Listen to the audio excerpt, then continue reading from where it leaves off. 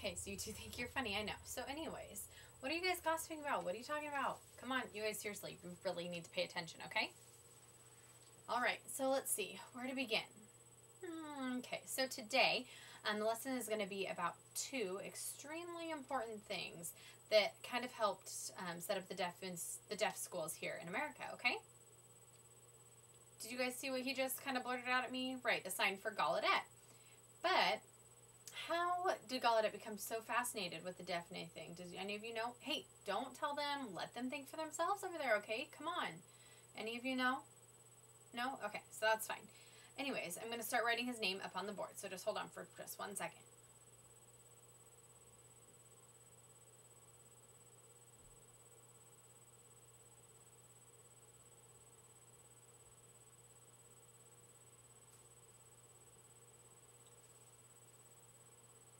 Can you guys see how it's spelled over here? Gallaudet, G-A-L-L-U-A-U, like ooh, D-E-T, det. That's it. G-A-L-L-A-U-D-E-T. Can you spell it again? G-A-L-L-A-U-D-E-T.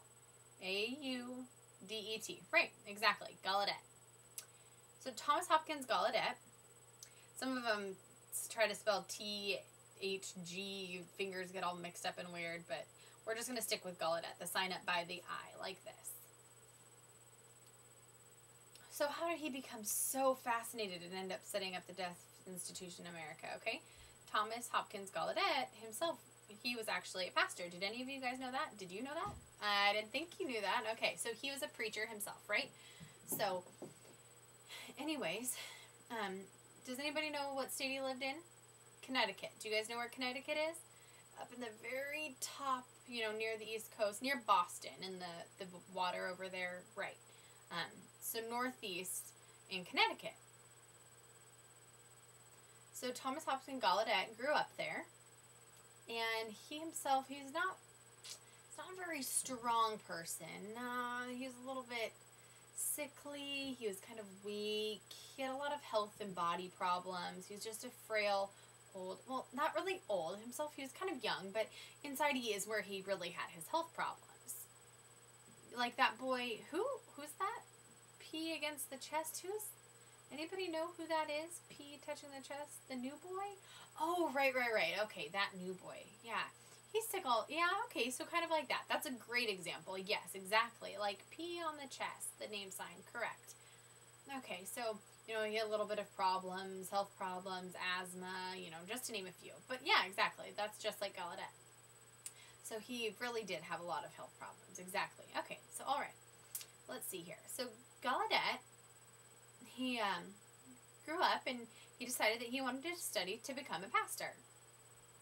So he went to college. Did you guys know that you can go, that pastors have to go to college? No, I didn't think so, but yes, they do. So many people now, but back in the day, they used to study, you know, to become pastors. Anyways, so he went to school, but his health started to get worse, so he decided to just take a break, put school on hold, go back home, and just try to rest and relax to get healthy again. And then he'd go back to school, and that was the plan. So he quit school, and he went home to just rest, and during that time, while he was resting, and he was still walking around, going and looking around, shopping, doing some things, you know, but during the 1800s, they really didn't have cars, you know, so they had horses and buggies, and he'd walk around, and anyways, he just kind of lived life and relax. But Gallaudet would just kind of, he decided to go out on a walk one day. So he wanted some fresh air. So, you know, because fresh air is good for you, right? You guys walk and you go up to the dorms, right? And then you feel all refreshed and wide and cheery-eyed and you're ready, exactly like that. So he decided to go out on a walk one day, and while he's walking around, he noticed that there was a group of kids that were just playing.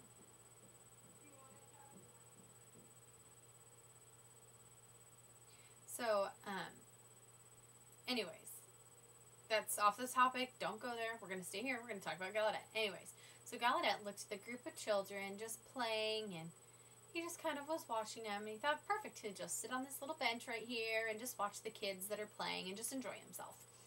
So he noticed that there was a little girl that was sitting just over to his left, and she wasn't joining the other kids and playing. Hey, over there, deaf, yes, you're right, but don't say anything yet. Come on. So he thought, weird, the other kids aren't playing with her, and so he walked up to her and he started to talk to her, and the girl's just sitting there playing in the sand, sitting on the dirt, drawing with a stick, just kind of messing around, and he talks to her again. And he asks her, why isn't she playing with the rest of the kids? And anyways, the girl didn't respond. You're right, because she's deaf, exactly, just like you had just said. So, Gallaudet tried to speak to her again, and all the other kids are yelling at him, no, don't talk, she's deaf, she can't hear you. Gallaudet was like, oh, and he looked down at the girl, and he was like, kind of stumped about it. So he tapped her on the shoulder, and the girl looked up, and he started talking to her, and she just kind of looks at him, no response, and he looks at her again, and he feels like inside he's a pastor, he's supposed to help people, and he was just really touched by the little girl. And so Gallaudet decided to sit next down to her and try to communicate. But can you communicate if you can't speak or sign? So they're just kind of like staring at each other, looking around. Can you really converse like that? I mean, you have to use your imagination, right? So anyways, they're just kind of looking up at each other, and she's dressed all cute and proper and nice and has her hair done all nice and stuff. So he looks down at her, and he thought, okay, so he had on this big hat with the big rim, like Abraham Lincoln. Yes, okay, so like Abraham Lincoln's hat. So he took it off, and he sat it next to him, and he's holding it, and he points to it, and he says, hat, H-A-T. And the little girl looks up at him, and he's trying to figure out, okay, what else do I do? What else should I do? Hey, you, calm down. Shh, yes, he writes hat in the sand, okay? So with the stick that he grabs, he spells out the word hat, H-A-T. And that's it. The little girl looked down at the ground and at the word, H-A-T, hat, looks up at him, and Gallaudet points to the hat and points back down to the word. And the little girl goes, oh my gosh, her face was in utter amazement. She finally understood and had a huge smile on her face, and Gallaudet looked down, and he himself was so excited, and so she jumped up on his lap and grabbed the hat and was pointing to the hat and pointing down and pointing back at the word and back at the hat. She finally understood. She was so excited. And it finally hit him. Gallaudet and then the little girl were sitting right there, and then her father, the girl's father, was standing behind the two and saw this all happening.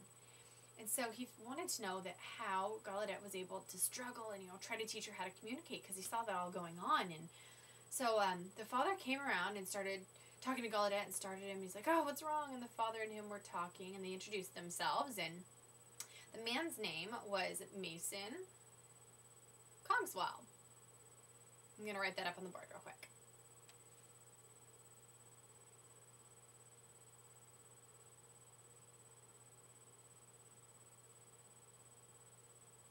Okay, so anyways, that man was a doctor. So, Dr. Mason Cogswell. And Gallaudet was like, I introduced himself, his name's Gallaudet, and blah, blah, blah. And so, the daughter, her name was Alice Cogswell. I'm going to write that up there too. So, shh, stop. Hold your comments. Seriously, come on, stop it. All of your comments, you're disrupting the class. You guys need to stay on track. Okay, so anyways, Gallaudet, they have that big statue, and he's kneeling, and there's a little girl sitting on his lap, and the little girl's looking at him, and he's looking at that one right there, Okay, so that's Gallaudet and Alice. You've seen the statue. Have you seen the pictures? No? Okay, so I'll bring the pictures in tomorrow. We're going to show you pictures. It's a really famous statue in Washington, D.C., actually at Gallaudet University. But there's also one at the American School of the Deaf that's also there.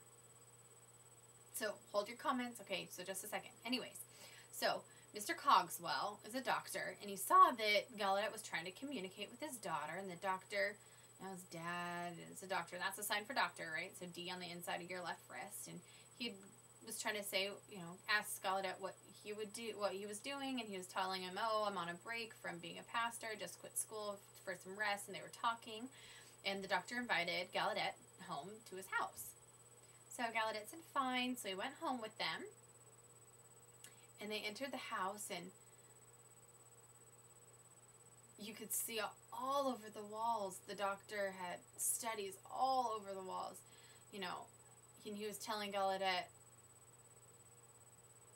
there's no one that knows how to teach the deaf.